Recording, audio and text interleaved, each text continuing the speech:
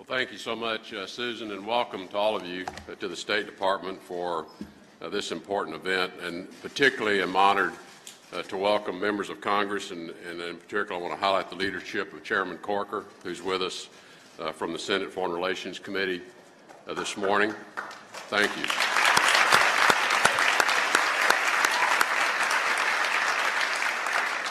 You know, I think this really illustrates the dedication to combating human trafficking and the commitment of our country that we have this joint effort underway across the entire United States government. And I also want to thank Ambassador Coppage for her 16-year career devoted to this issue.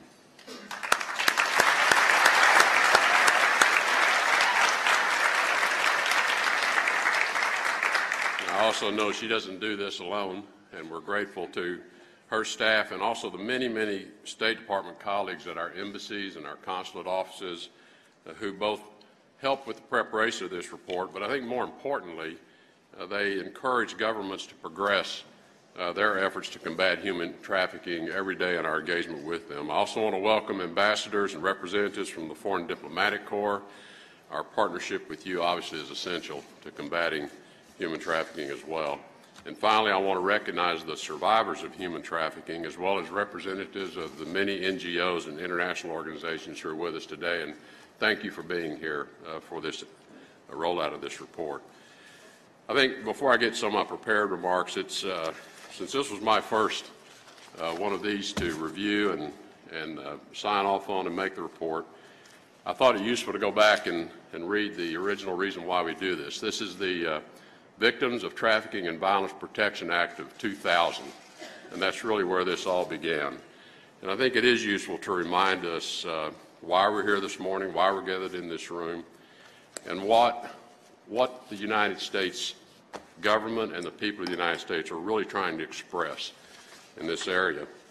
And I think if you go back to the preamble to this act, I think it really sums it up well. It says, the purpose of this act is to combat trafficking in persons, a contemporary manifestation of slavery, whose victims are predominantly women and children, to ensure just and effective punishment of traffickers and to protect the victims. And then I want to read just one more line for this. As the 21st century begins, the degrading institution of slavery continues throughout the world. That is why we are here this morning. The act goes on to require that the State Department prepare this annual report to make an assessment of how governments around the world are taking action to address this. And I think it's really through actions what this act motivated and what the State Department is doing as it meets this obligation is we're identifying first where the problems are. How do the problems manifest themselves? Because they continue to evolve and take on new characteristics. How do we then work with governments to cause them to put in place laws that allow them to then pursue those who participate in these various forms of human trafficking? How do we encourage governments to enforce those laws and actually begin to hold people accountable? And lastly, how do we create the conditions where the victims or the potential victims of human trafficking are able to come forward in a non-threatening way and help us understand better how this is occurring? And it's really the results of what we do that matter. The report is an important tool to help us understand and help us help other governments understand, but at the end of it, it's the individual, it's the victim, and our ability to prevent others from being victimized. Human trafficking is as old as humankind. Regrettably, it's been with us for centuries and centuries. But in the expression of this act, as I read that one line to you, it is our hope that the 21st century will be the last century of human trafficking, and that's what we are all committed to. Regrettably,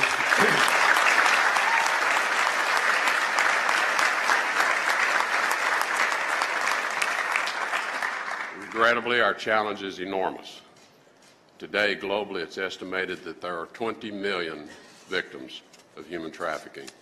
So clearly, we have a lot of work to do, and governments around the world have a lot of work to do. So let me now make a few comments on the report and why it's so important. Obviously, the consequences of our failure to act in this area has so many other negative impacts around the world. It breeds corruption, it undermines the rule of law, it erodes the core values that underpin a civil society.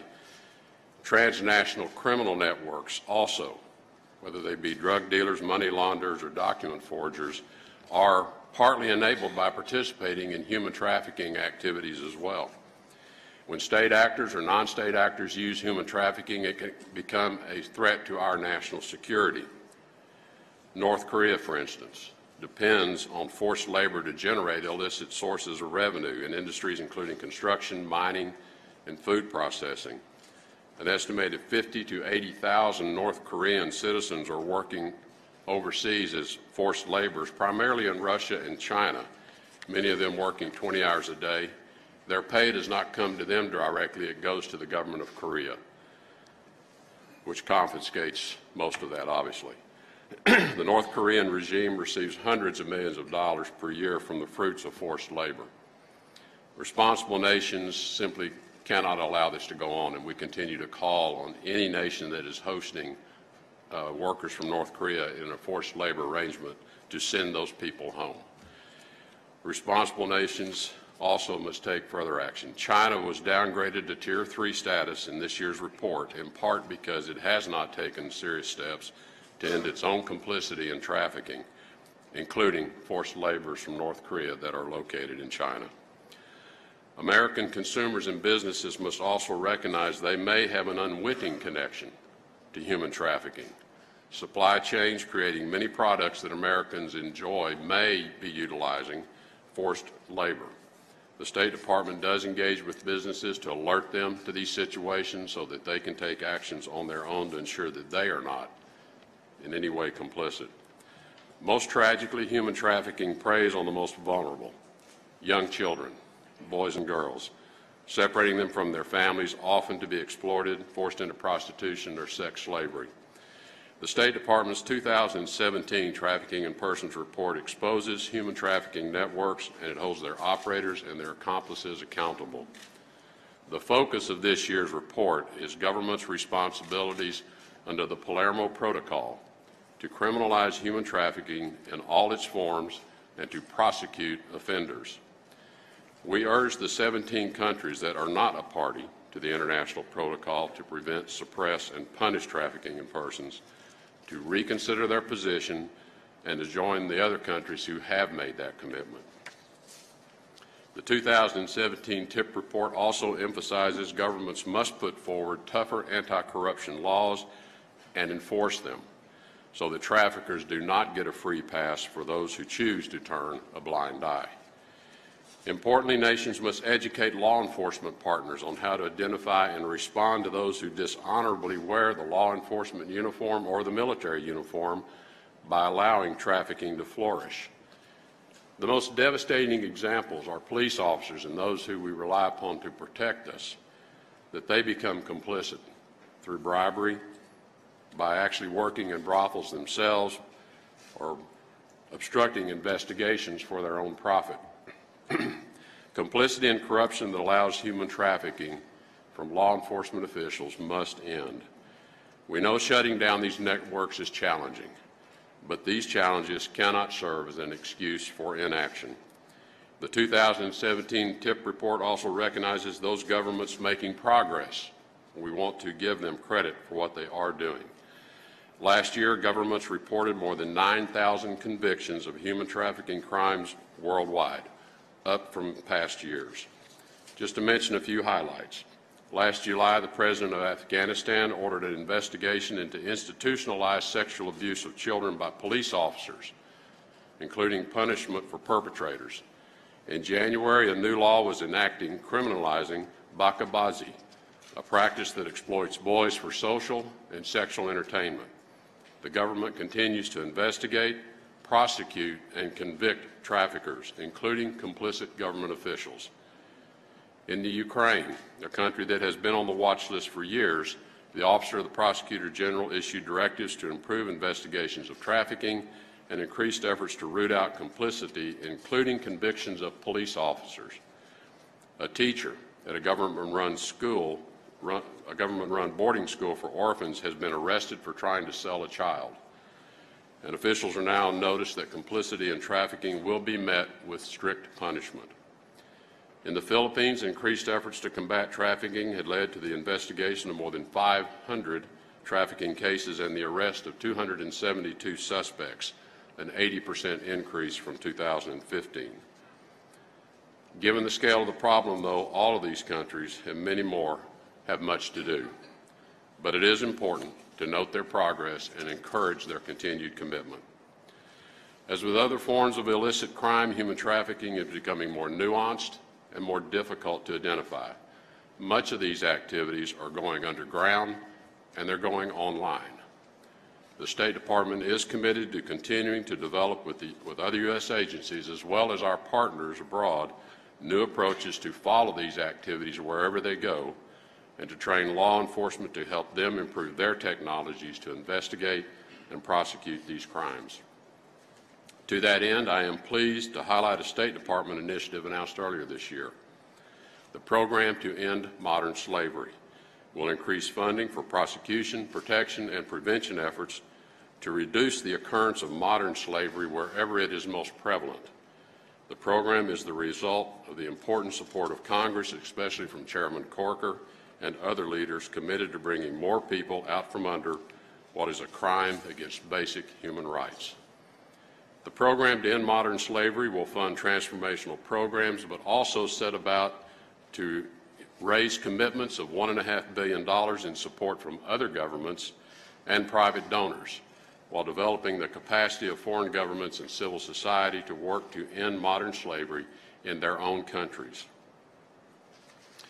As we reflect on this year's reports on the state of human trafficking the world over, we recognize those dedicated individuals who have committed their lives and in some cases put their lives at risk in pursuit of ending modern slavery. For many victims, theirs is the first face of hope they see after weeks or even years of fear and pain.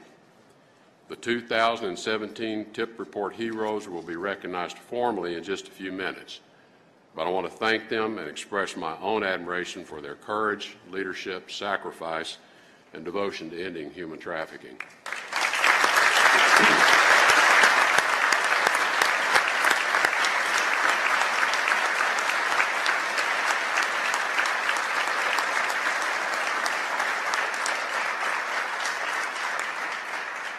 As we honor these heroes, we remember that everyone has a role to play. Governments, NGOs, the private sector, survivors, and most of all, the American people. All must continue to work together to make human trafficking end in the 21st century. And now please join me in welcoming an advocate for ending human trafficking and someone who's doing a great deal to raise the profile of this issue, Advisor to the President of the United States, Ms. Ivanka Trump.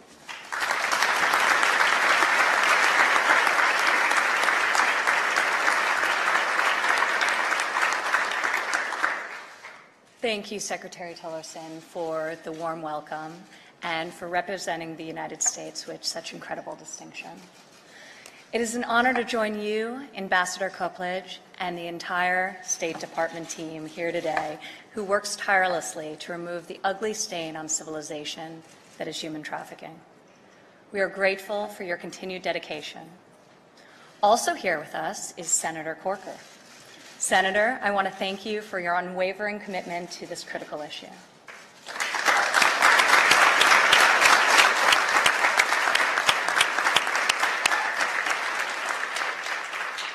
It is an honor to be here today at the release of this year's Trafficking in Persons Report and to recognize this year's heroes.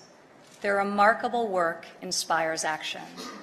Thank you for affording us the opportunity to learn from your impressive examples.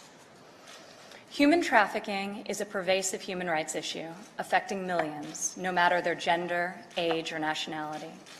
It is often a profoundly secret crime. One of the greatest challenges is to merely identify those trapped in modern slavery. Even conservative estimates conclude that some 20 million people around the world, including right here in the United States, are trapped in human trafficking situations, terrible circumstances of exploitation, including so many young girls and boys who are victims of unthinkable tragedy of child sex trafficking. The stories of those we honor today demonstrate why combating this crime, here in the United States as well as around the globe, is in both our moral and our strategic interest.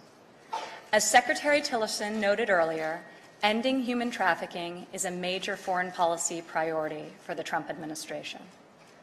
Over the past several months, the White House has hosted roundtables and listening sessions with victims, with NGOs, members of Congress, and others to determine steps we can take to better execute a strategy to finally end human trafficking.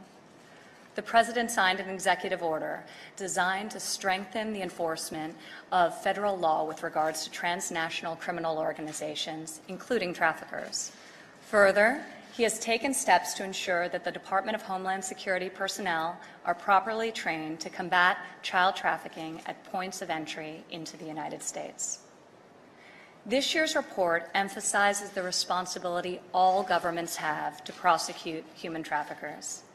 It also provides an opportunity for countries to see how others are fighting human trafficking and to adopt the most effective strategies and tactics while renewing their own resolve in the struggle.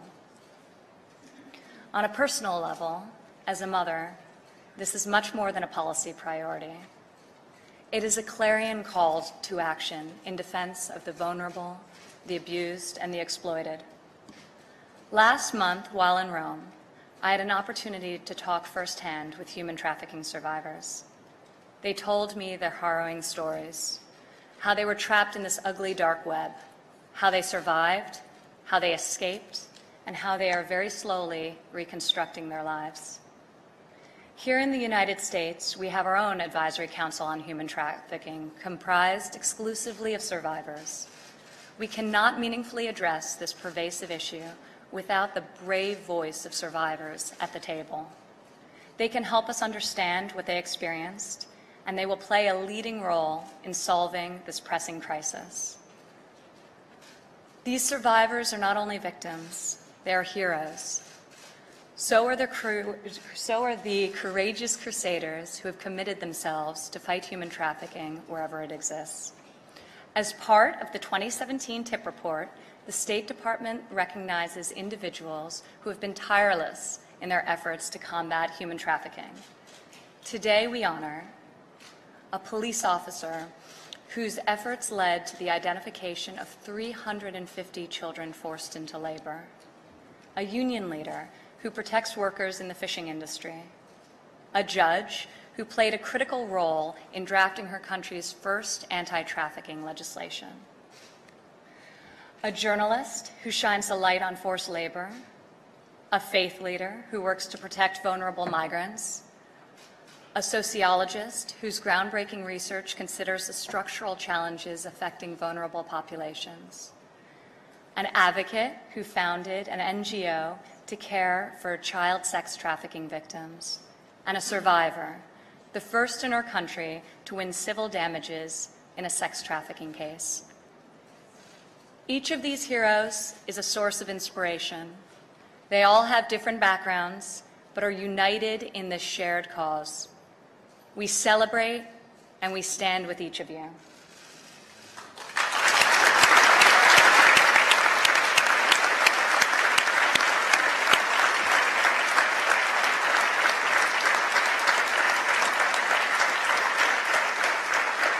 So as we mark the release of this year's report, let us remember the victims saved from the unimaginable horrors of human trafficking. Let us recommit ourselves to finding those still in the shadows of exploitation. And let us celebrate the heroes who continue to shine a light on the darkness of human trafficking. Now please join me in welcoming the great Ambassador Susan Copeledge as she reads the citations. Thank you for your incredible work.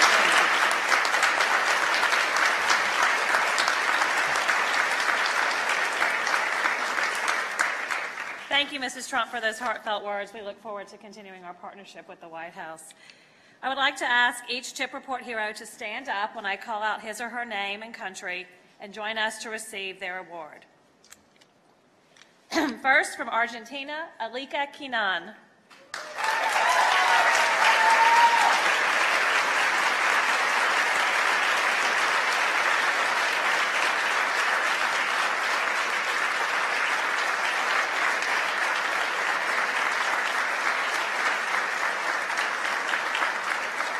In recognition of her extraordinary courage in pursuing justice against her traffickers, her selfless efforts to assist the government in prosecuting and preventing human trafficking cases, by sharing her experiences and knowledge, and her tenacity in advocating for greater protections for vulnerable groups and victims of trafficking in Argentina. They wouldn't let me read. They were clapping too loud. So, thank you. Next from Brazil, Leonardo Sakamoto.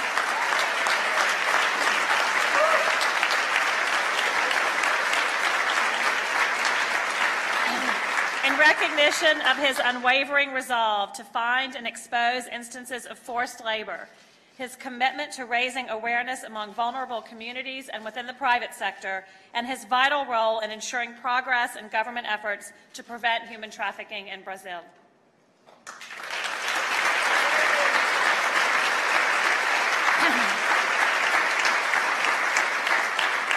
And Sister Vanaja Jasfine from Cameroon.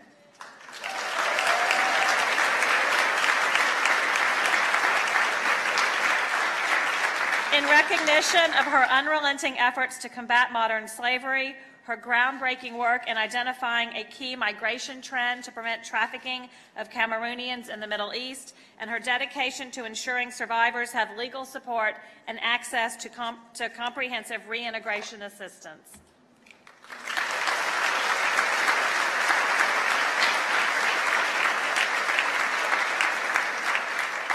And from Hungary, Victoria Sebhelye.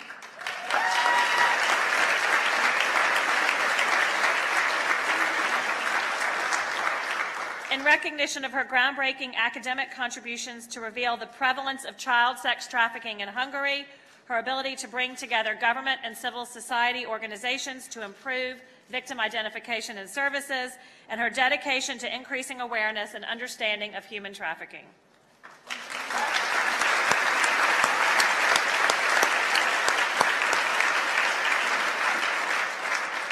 From Morocco, Judge Amina Ofruki.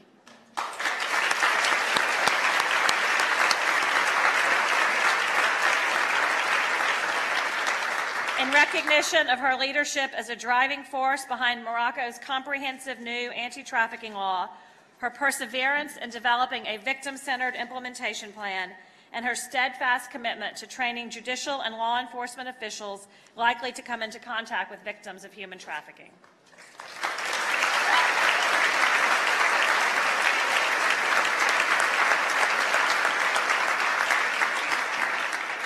And from Taiwan, Allison Lee.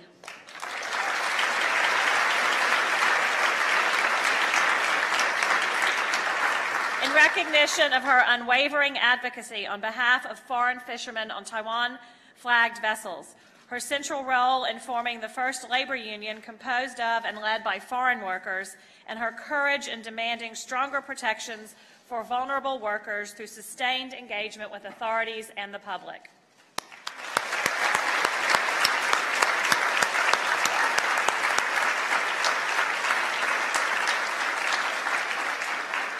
And from Thailand, Boom Mosby.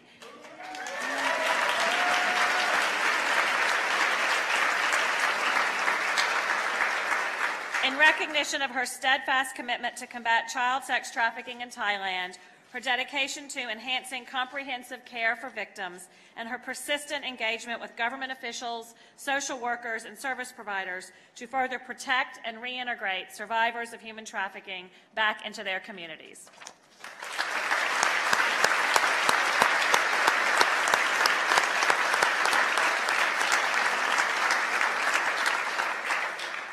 And from India, Mr. Mahesh Muralidhar Bhagwat. We are sorry that Mr. Bhagwat was unable to join us today, but would like to recognize him for his dynamic leadership in combating modern slavery in India, his vital role in elevating human trafficking as a government priority, and his innovative approach to investigating cases and dismantling trafficking operations.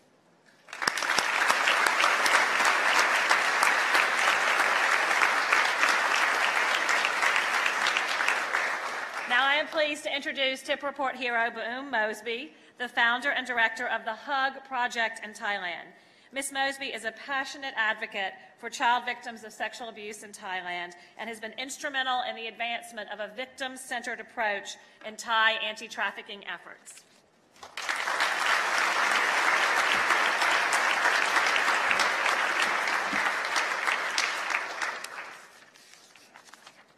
Thank you. Secretary Tillerson, it is a great honor to be standing here today on behalf of a 2017 TIP hero, and especially on behalf of human trafficking victims around the world.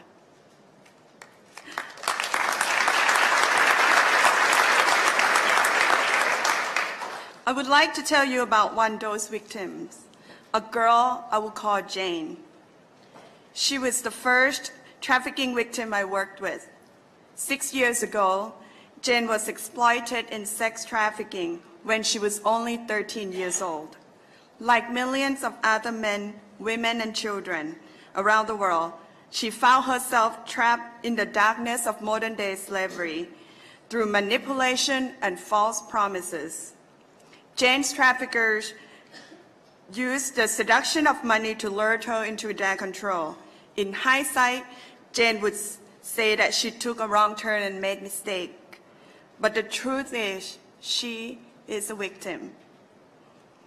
No matter how much recovery Jane experiences, the physical and emotional scars will mark her for a lifetime. That is why human trafficking, whether for labor or for sex, is not only a crime against an individual, it is a crime against human dignity. But thanks to the devoted people like the heroes in this room, freedom is possible. Jane will tell you that the key ingredients to her recovery have been patience and unconditional love. What she needs from us is to stand with her at her worst. Today, Jane is about to finish high school and is determined to continue her education in social work and make a difference in the lives of other victims like her.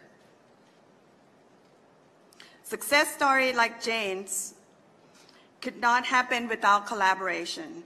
One example of this is the Thailand Internet Crimes Against Children Task Force. TICAC represents a new model of cooperation between law enforcement and NGOs. We are putting aside personal agendas and bringing together dedicated and passionate individuals to accomplish our common goals. Our focus is on a victim-centered approach, always asking, what is in the best interest of the child? The victim is always our highest priority. Today, we are receiving the title of hero, but in fact, we do not possess any supernatural powers. We are here because of the hard work and teamwork of many heroes. In the end, when facing the evil of human trafficking, we are all confronted with a choice. Do nothing or do something. When looking at this choice, I am reminded of our past king, the late His Majesty King Rama IX, who died less than a year ago. As Thailand's longest reigning monarch, he was often referred to as the father of our nation. He truly looked at the Thai people as his children, having compassion for their suffering and working hard to improve their lives. Today, I call upon the government, leadership, and ordinary citizens of every country to follow the late Thai King's example and look after their people as their children. Thank you.